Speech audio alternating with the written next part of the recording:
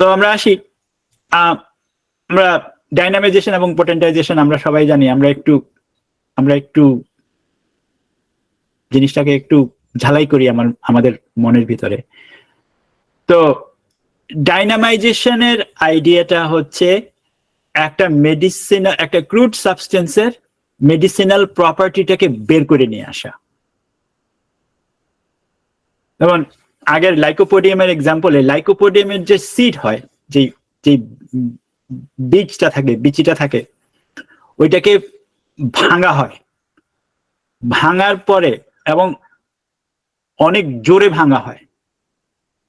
আইডিয়াটা হচ্ছে ওইটার ভিতর থেকে যে মেডিসিনাল যে তার যে পোটেনশিয়াল, ওটাকে বের করে নিয়ে আসতে হবে। তারপরে ওকে সিরিয়াল ডাইলিউশনে দিয়ে হোক, যেটাই করা হোক, তারপরে ওকে পোটেন্টাইজ করা হবে। তো এটা হচ্ছে ডাইনামাইজেশন। আর পোটেন্টাইজেশন হচ্ছে যে একটা ক্রুডের মেডিসিনাল প্রপার্টিকে কিভাবে বাড়ানো যাবে, সেটা সাকাশন দিয়ে হোক, ট্রাইচুরেশন দিয়ে হোক, সেটা যেটা দিয়েই হোক, ডাজন্ট ম্যাটার। ড্রাই সাবস্টেন্স হলে ট্রাইচুরেশন ইন এ মোটর, আর ফ্লুইড সাবস্টেন্স যদি হয়, মাদার টিংচার থেকে যদি হয়, তাকে সাকাস করতে হবে। সো এই দুইটা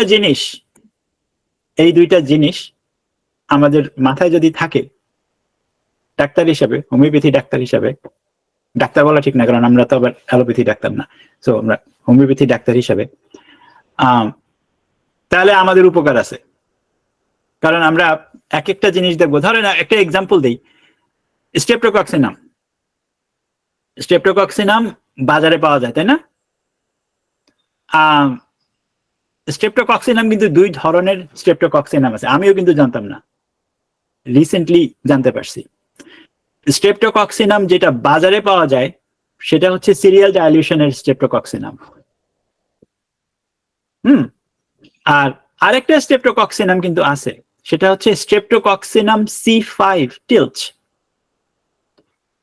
এই স্ট্রেপ্টোকক্সিনাম এটা ট্রাইচুরেট করা স্ট্রেপ্টোকক্সিনাম।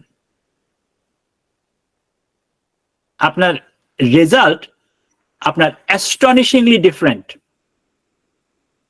স্ট্রেপ্টোকক্সিনাম C5 এবং স্ট্রেপ্টোকক্সিনাম রেগুলার যেটা, এই দুইটার ভিতরে আপনার রেজাল্ট অনেক ডিফারেন্স,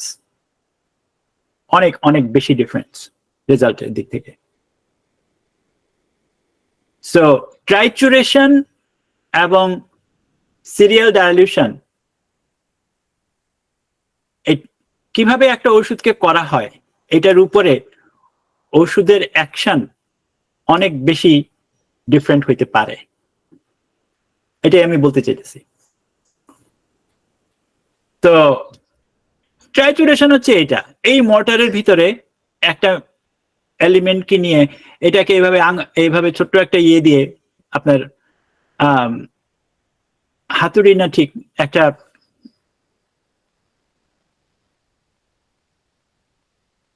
মোটরের একটা ধাক্কা বাড়ি দিয়ে দিয়ে দিয়ে দিয়ে দিয়ে দিয়ে এটার ভিতর থেকে এটার মেডিসিনাল প্রপার্টিটাকে আপনার বের করে নিয়ে আসা হচ্ছে। এবং এটা হচ্ছে পুরানো জমানার সাকাশন মেশিন।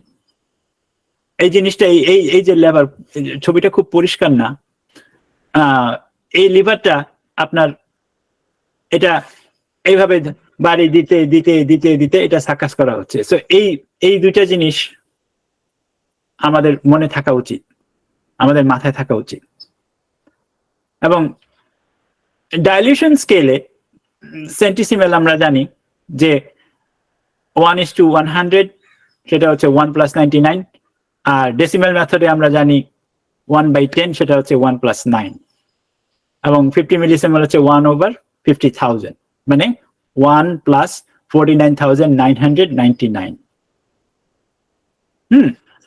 তো আমরা এগুলি কেন রিভিউ করতেছি, কারণ হোমিওপ্যাথি হিসেবে আমি মনে করি আর কি যে আমাদের মাথায় এগুলি থাকা ভালো, এবং মাঝে মাঝে পুরোনো জিনিস রিভিউ করে দেখা ভালো। কারণ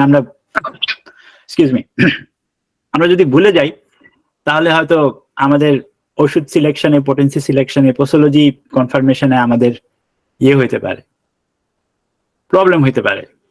তো হেনিম্যানিয়ান প্রিপারেশন মেথডটা কি? হেনিম্যানের প্রিপারেশন মেথড হচ্ছে যতগুলি পোটেন্সি আমি যাব ততগুলি টেস্ট টিউব আমার লাগবে।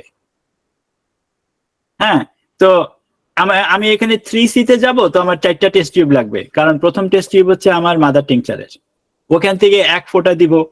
আমরা যদি ওষুধটাকে সি পোটেন্সিতে ইয়ে করতে চাই, আমরা 99 ফোঁটা অ্যালকোহল দিব, অথবা যদি আমরা এক্স পোটেন্সিতে চাই তাহলে আমরা ওইখানে 9 ফোঁটা অ্যালকোহল দিব, তাই না?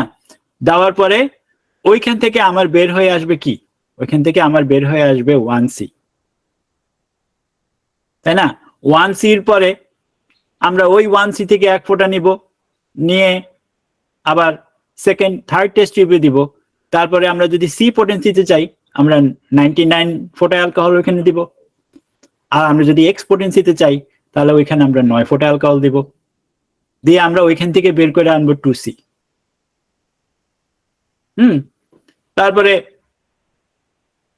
4 নম্বর টেস্ট টিউবে 2C থেকে 1 ফোঁটা দিব, 99 ফোঁটা অ্যালকোহল দিব যদি সি পোটেন্সি বের করতে চাই, আর 9 ফোঁটা অ্যালকোহল দিব যদি আমরা এক্স পোটেন্সি বের করতে চাই। ওইখান থেকে বের হয়ে আসবে আমার 3C। তো একটু আগে আমরা কোর্সোকোপিয়ান মেথড পড়ছিলাম, তাই না? তো কোর্সোকোপিয়ান মেথড, কোর্সোকোপ যেটা বলতেছে, সে বলতেছে যে ভাই একটা টেস্ট টিউব ইউজ করো, এতগুলি টেস্ট টিউব ইউজ করার কোনো দরকার নাই। সো কোর্সোকোপিয়ান মেথড হচ্ছে এইটা, যে একটা টেস্ট টিউব ইউজ করো, এখান থেকে শুরু করো, এই স্টার্ট থেকে শুরু করো, এটাকে ফিল করো এক মাদার টিংচার থেকে। হ্যাঁ, একটা 1 ফোঁটা দাও, এখানে 9 ফোঁটা দাও, আর 99 ফোঁটা দাও, এটাকে ঝাঁকাও, সাকাস করো, ঝাঁকাও, ঝাঁকায়া এটার পানিটা পুরাটা ফালা দাও, এমটি করে ফেলো, এখানে এমটি করে এটার এই বোতলের গায়ে যেটা যতটুকু সলিউশন মানে লাগানো আছে 1%, উনি বলছে যে 1% রিমেইনস।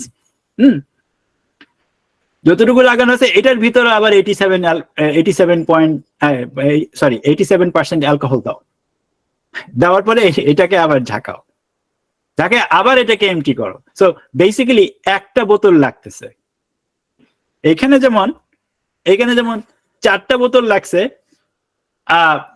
কোর্সোকোপিয়ান মেথডে একটা বোতল লাগতেছে। এবং এটাই হচ্ছে মডার্ন হোমিওপ্যাথি মেডিসিনের ইন্ডাস্ট্রিয়াল প্রোডাকশন যেখানে হয়, এটা খুবই প্রমিনেন্ট এই জিনিসটা, এই কোর্সোকোপিয়ান মেথড। তো এই দুইটা মেথড আমরা মনে রাখবো, কারণ ইউরোপে আমেরিকাতে বলে সিকে এমকে। সিকে যখন বলে ওটা কোর্সোকোপিয়ান মেথড। সি পোটেন্সি হেনিম্যানিয়ান বইতে সি পোটেন্সি ঠিক আছে, কিন্তু ওটা কোর্সোকোপিয়ান মেথডে করা হয়েছে।